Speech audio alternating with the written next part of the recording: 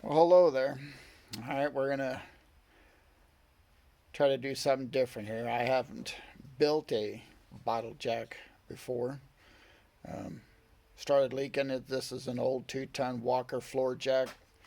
Um, Pump it up, and the lift arm bleeds down pretty quickly. And it's like I don't feel like spending a couple $100 or $250 buying a new floor jack. So it's like, you know what? Need to learn how to do these. So I did. I tore it down and put a seal kit in it. Wasn't too bad.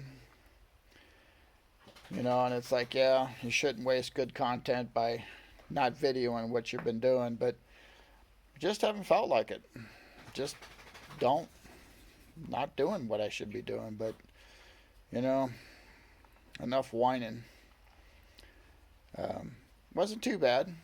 You know, there's a big, huge spring in here. That was a pain in the ass getting the clip off the end. I had to end up changing the clip that holds it in. That was definitely a crazy deal getting that out.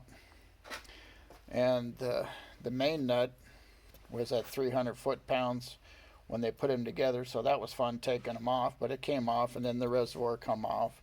And this reservoir doesn't carry a seal.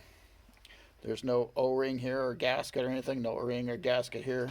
It's actually machine surfaces, and the pressure you put on with the jam nut onto here, sealing it onto the machine surfaces. So yeah, I should have showed you how I took it all apart and stuff. I just didn't want to. But it's all done now. I put a special gasket sealer underneath there to seal it, just to make sure the imperfections of the machine surfaces are going to be flat enough where we don't have a leak. And I put it together. It's going to dry. And what we'll do is we'll put it back into the floor jack body and see how it works. I'm not even going to put oil in it until I get it back to the jack body and put it in. Um, I'll do a video on that, but this is a good start. But yeah, you need to start hearing from me again. And if you guys got any ideas about what you'd like to see, let me know. Thank you. Have a good evening.